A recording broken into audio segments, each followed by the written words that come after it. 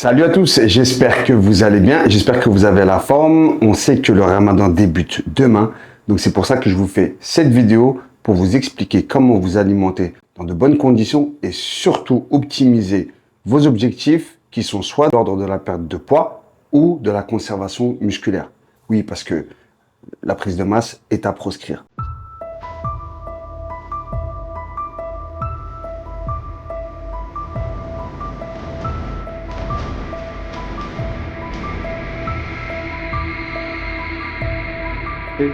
Donc on va commencer par la partie sportive. Donc j'ai divisé en deux catégories. PDP, perte de poids, MDM, donc maintien de masse musculaire. L'heure de manger est à 18 h. Ce qui va nous permettre de nous entraîner de manière très précise. Donc pour les pertes de poids, vous allez vous entraîner donc en muscu ou en cardio avant la rupture du jeûne. Pourquoi? Parce que vous allez optimiser vos pertes de gras, ok, pas de poids. Ce qui va faire que votre source d'énergie principale, une fois qu'on aura passé les 5-6 jours, ça va être principalement les graisses, à condition que vous suivez l'alimentation qu'on va vous donner juste derrière. Pour les MDM, maintien de masse musculaire, on va s'entraîner après 18 h, après la rupture du jeûne. Pourquoi? Parce que la fenêtre temporelle, elle est bien assez longue pour pouvoir justement s'alimenter correctement et aller s'entraîner avec de l'énergie pour optimiser nos séances, ce qui va nous permettre de faire un maintien de masse musculaire assez optimisé. La nutrition de la personne qui veut continuer à perdre son poids dans de bonnes conditions. À 18 h, on a l'heure de l'iftar et on commence tout de suite. Donc on a fait notre séance, hein, ça y est, c'est OK. On commence avec un grand verre d'eau. Mais quand j'ai un grand verre d'eau, c'est au moins 400 ml d'eau. OK, ça c'est la base. Ensuite, on va envoyer un shaker. Composé de quoi? Il va être composé d'eau. OK, tu mets 400 ml d'eau dans un récipient à shaker, mixeur. Tu mets des dattes. Donc tu en mets 5. Tu mets du beurre de cacahuète, donc une cuillère à soupe de beurre de cacahuète et 2 scoops d'isolate. OK? Donc ça, tu consommes ça, tu laisses bien descendre. Donc 45 minutes après, tu peux commencer à manger ton premier repas. Et vous allez comprendre pourquoi j'utilise certains aliments. Vous allez me dire, mais non, faut pas manger ça, c'est pas bon. Vous allez comprendre par la suite. Ensuite, donc, 1 heure après environ, tu prends un bol de soupe. Pourquoi? Le but étant de donner de ne pas se restreindre et de ne pas se frustrer. Toute la famille, dans tous les foyers, on sait très bien qu'il y a des soupes. Harira, shorba, peu importe. Donc, tu choisis, tu manges ce que tu veux. Un bol de soupe avec une brique. La brique qui va nous éviter d'être frustrés. Parce qu'on est en période de jeûne qui dit privation, frustration. Non, le but, nous, c'est qu'on travaille de manière intelligente. Une brique, crois-moi, si tu fais ton entraînement cardio, muscu avant l'iftar, ça ne va pas te faire de mal. Ok?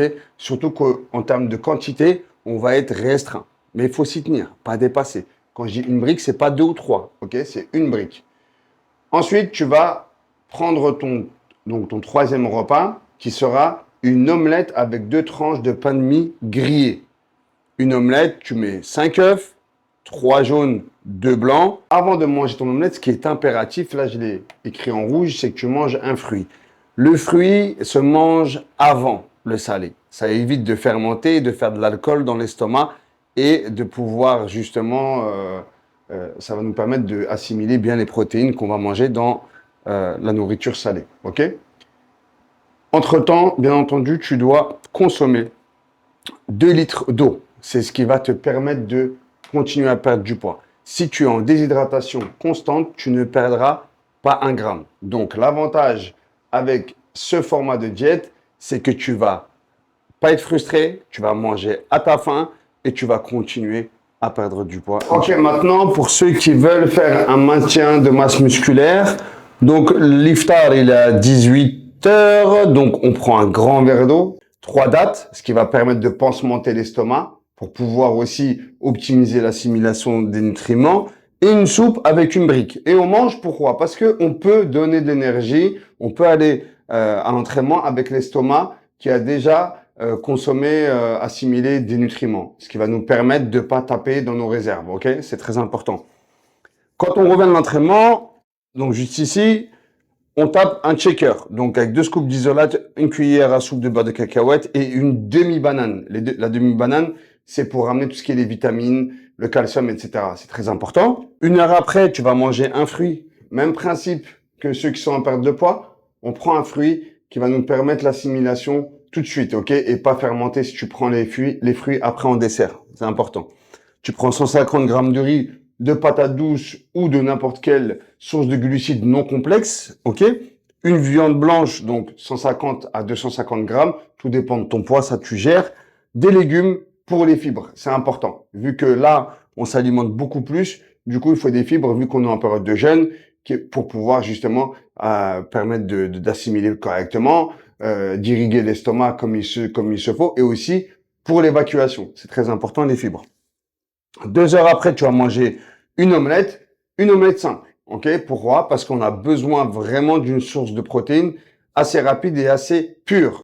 L'aspect protéiné qui nous intéresse uniquement. Maintenant, on passe à une étape qui est très importante, c'est le suhoor, donc le petit déjeuner avant de débuter le jeûne. Ça va être à peu près la même chose pour tout le monde. Donc pour les deux objectifs qui est donc la perte de poids et le maintien de masse musculaire, on va commencer donc au réveil. Le suhoor, pour ceux qui ne savent pas ce que c'est une sunna qui est très fortement recommandée pour tenir la journée en termes d'énergie et aussi en termes de satiété. Avant le fajr, on va prendre de l'eau, bien entendu, donc encore 400 à 600 millilitres d'eau avec des dattes. À volonté les dattes, il n'y a pas de souci.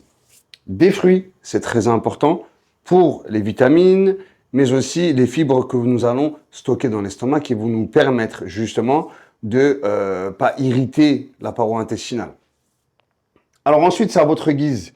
Soit vous prenez une soupe avec de la viande que vous avez préparée la veille avec votre maman ou votre épouse, hein, des boulettes de viande. Soit vous prenez une escalope de poulet ou bien une omelette, à choisir. Et si vous prenez une escalope, vous mettez un peu de riz, 100 grammes seulement et non pas 150 comme le repas de la soirée. Pourquoi? Parce qu'on a besoin de juste un petit peu qui va nous permettre d'avoir des sucres lents tout au long de la journée, vu qu'on jeûne pas spécialement tard. On a un bon créneau horaire et on peut gérer notre alimentation en fonction de cela. Ou des patates douces, j'ai mis avec le riz. Donc, vous pouvez, avec cette diète, ce plan-là, vraiment gérer votre ramadan aux petits oignons. Parce que, je vous le rappelle, le ramadan n'est pas dédié au culte physique, mais dédié au culte spirituel. Ok? Vous allez me dire, certains, pourquoi tu as mis l'entraînement après le Aïcha? Pour la simple et bonne raison que le Tarawih est une prière qui est surrogatoire. Et il est préférable de la faire chez soi, à la maison, hein, comme le prophète il nous l'a demandé, ce qui est préférable. Ce qui est même parfois... bon, bref, on va pas faire sujet de théologie dans cette vidéo, mais si vous voulez, on pourra en reparler. Et d'ailleurs, c'est des sujets que j'aborde très souvent sur ma chaîne TikTok. Et si vous voulez vous abonner et développer le sujet, ce sera avec grand plaisir. Mais voilà, là, vous avez vraiment de quoi structurer correctement et vous avez le temps de faire vos adorations, de développer votre spiritualité, de faire vos lectures, etc. C'est pour ça que j'ai fait ce plan-là. On a une chance de manger à 18 h, ce qui est vraiment très convenable en termes de temporalité. Même pour ceux qui travaillent le lendemain, vous avez le temps de vous entraîner, de faire ce que vous avez à faire. J'espère que cette vidéo, vous allez l'apprécier et qu'elle va vous servir. Et si c'est le cas, tu t'abonnes et tu mets la cloche pour pas louper les prochaines vidéos qui arrivent parce que je fais des vidéos spéciales repas Ramadan, etc. Et tu mets ton pouce pour donner un maximum de boost à cette vidéo qui va sûrement aider nos frères et nos sœurs qui sont en train de jeûner. Et aussi, tu mets un commentaire pour me donner ton avis sur la qualité de la vidéo et du contenu incroyable que je vous ai donné. Je vous souhaite une très bonne soirée. À très bientôt pour une prochaine vidéo.